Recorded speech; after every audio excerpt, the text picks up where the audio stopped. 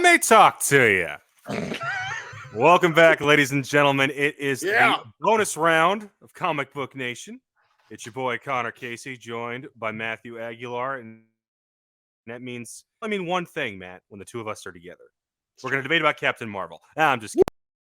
We're talking about professional wrestling. That is also WWE's Elimination Chamber 2023 is this Saturday in Montreal, Quebec, Canada. But there's only one real story going into this show, Matt.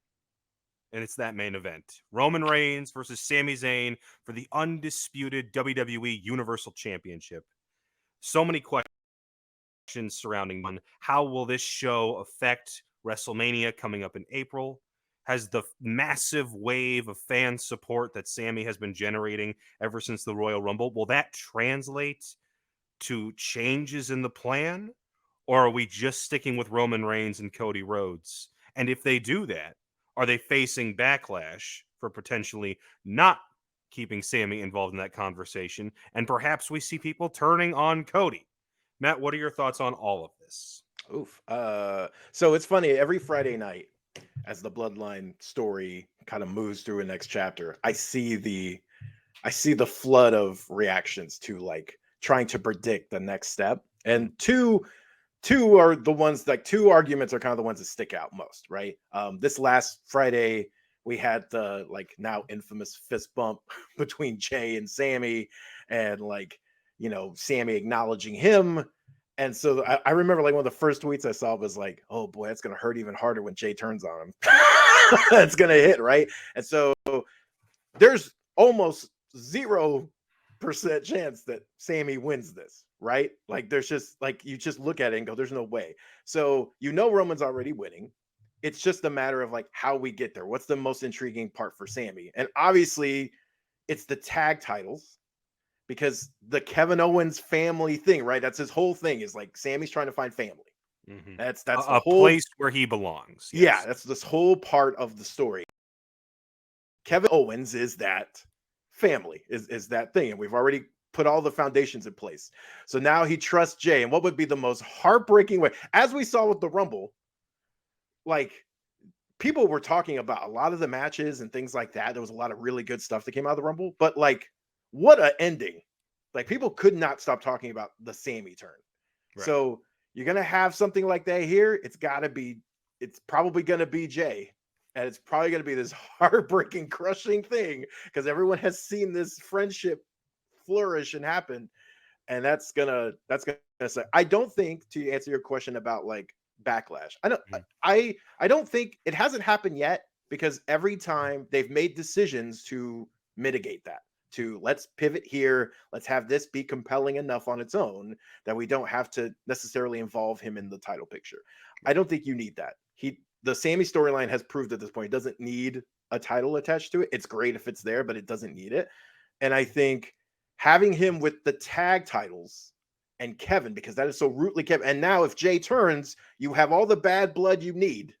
I'm going to reunite with my brother and challenge you and yours. And we're going to take those titles off you, and thus take it off the Bloodline. It all comes together so well. And there's your other WrestleMania, there's your WrestleMania tag team match right there. I think that's the way to go. And again, like we talked about with Rhea and Cody winning the Rumble, yes, you can see them happening and it won't be a big shock, but it'll still hurt. And that's the effectiveness of storytelling, right? So I think I would be very happy with swerves are great, and maybe there will be one, but I think that's the way to go for me.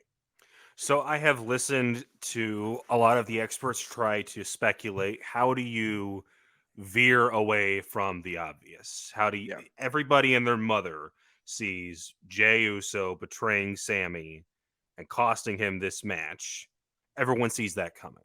So we keep trying to find ways to get around that, where maybe Sami gets screwed and suddenly it's a triple threat. Maybe The Rock shows up, costs Roman the title, Roman and The Rock go off and do their thing, but then it's Sami and Cody at WrestleMania, and that doesn't make any sense. There's no story guys. Yeah. Unless you want to turn Cody, which you're not going to do because he's invoked Dusty since the beginning of this whole thing, so that doesn't make any sense. I have yet to hear a convincing argument that works that leads Sami somehow winning this or losing in a way where he's still in the conversation on April 1st and 2nd.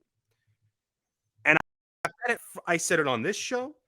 I've written it. It's pinned to the top of the comic book wrestling page, and it has been for like a week. The story was never about Sami becoming world champion. Yeah. We kept trying to compare it to the Bryan Danielson thing. And I got where you were coming from with that. But that story was always about him becoming world champion. They literally had him win it twice before they actually gave him the crowning moment at WrestleMania. This has never been about that. Sami, if anything, his only connection to the title has been, hey, this is something that this group clearly cares about, so let me do everything I can to let them keep it. That was it. Yeah. So, and honestly, you mentioned how that tag title match, the Usos versus the reunited Kevin Owens and Sami Zayn, a thought just popped up in my head. What if that's the main event of night one? Would anybody complain? Because I wrote this up yesterday. Charlotte Flair making the argument that her versus Rhea is WrestleMania main event worthy.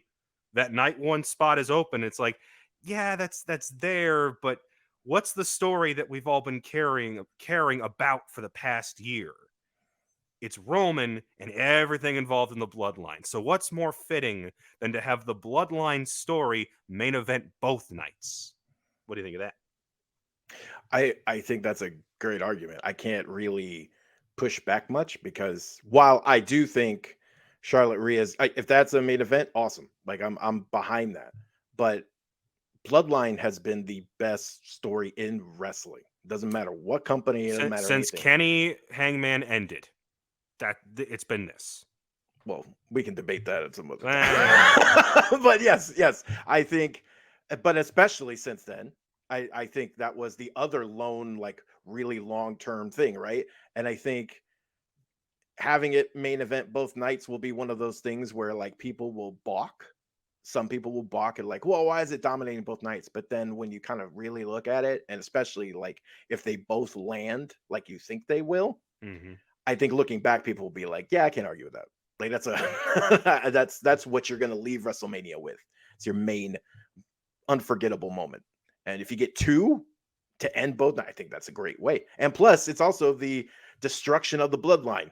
Part one and then part two. Roman The loses the collapse. title. Yeah. And it's just that. Can you imagine the production video WWE is going to get out of that a month later? And every time that I've tried to pitch the idea of Roman losing up until this point, the argument has always been we haven't seen this version of Roman, this tribal chief, on the back foot. We've Mhm. never seen him have to chase for anything. He showed up 1 week, a week later wins the title, and it's been that way ever since. So what does a desperate Roman Reigns look like? What does an utterly paranoid after suffering a loss Roman Reigns look like? Agreed. And how does that lead to the eventual crumbling of the bloodline? Because as much as I think Jay is turning, I still think Jay Roman is, we're going to run that back at some point. Right. Exactly. I don't think their story is done. And that's, but as Jay proved during that whole first thing, right? Now there's bad blood again between them. And you can really like, people are behind Jay. Like, yes, if he turns on Sami, like, yes, obviously some of that heat's gonna come back. Mhm. But when you put him against Roman, it's gonna make for a compelling thing. Like, what side do I choose? Like I think that, and that's the next year of Roman's career. Is all that you're showing all the other side. It's gonna be great. But yeah, I can argue it. I think all of that's great. Now, as far as the rest of the show goes, we got 2 chamber matches. We got a Brock Lesnar Bobby Lashley match that I don't think in any way ends with a clean finish. They are pushing this thing to Mania. We've got Edge and Beth Phoenix versus the Judgment Day, which by all indication is going to lead to Edge versus Balor one-on-one again at Mania, maybe in Hell in a Cell. That's the rumor. But as for the chamber matches, I think the obvious winner of the men's is Theory, and I'll give a strong outside chance to Montez Ford or Johnny Gargano. Something to send the crowd home happy, because clearly the main event's not going to make them very happy. But you wanted to talk a little bit about the women's chamber match. I think the pick is obvious. It's Asuka, because the Kana reboot we've seen is simultaneously utterly terrifying, and I cannot look away. So is that your pick, or do you have somebody else you want to throw in the mix? No. That's surprising. That's my pick. I think it makes the most sense because you can, like, right now she's still kind of being pushed as a face. Well, they had her on that even- heel team on Monday, but that was almost Yeah, kind of out of like, hey, this is how the rosters broke up, so that's how it's going to work. So like you can go either way, and I like that. Like you can really go full if you want to lean in fully, Mhm. do it. And she's your heel champ, and that's great for Raw for that division. Some compelling baby faces. If you want to keep her on the face side, there's still some things you can do with it. But I think she makes the most sense. She's been gone a while. It's been a minute since her title run. It doesn't feel like it sometimes because, but like she's been title for like a big chunk of her career. But I think she's the most interesting way to go with it. Right. And on the men's side, I'm actually picking Gargano. Okay.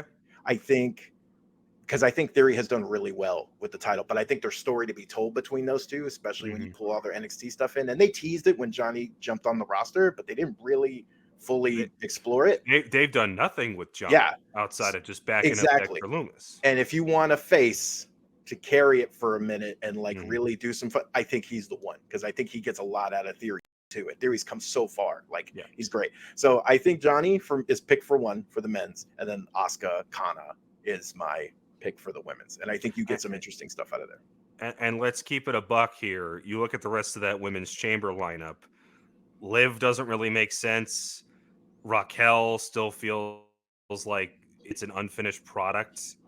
Natalya, no. Carmella, Bianca might as well win in 2 minutes at their Mania match. If you're I put more stock into, I think at a different point in time, Liv would be they might do that. But right now, storytelling wise, they haven't done that. Like she does not have the storytelling cred right now. She lost so much steam out of that Rousey feud. Yeah. I don't think, as much as she's trying with this I'm extreme thing, it's like, but they don't want to be the anything Lady with it. Sabu, but this isn't. Well, but they don't do any. They don't follow it up with like actually putting her in the thing of, oh, she's a threat. Like they toy with it, and then they kind of like, it's weird. They can't make. She's extreme, but she loses. So. Yeah, and Raquel, Raquel looks incredibly strong. They've protected her very well. Like even in her losses, it's typically because of an injury, or it's like unsportsmanlike stuff between Rousey and Shayna Baszler. Like they've done a really good job of protecting her. But again, storytelling wise, there's no real.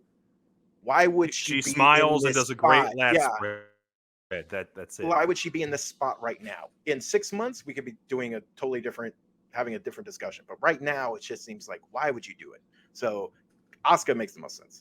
Well, guys, as I continue to celebrate the Kansas City Chiefs once again being world champions, you guys can check out all of our coverage of Elimination Chamber 2023 over at comicbook.com. Matt and the rest of the Comic Book Wrestling team will be covering the show live this Saturday night, so don't you dare miss it.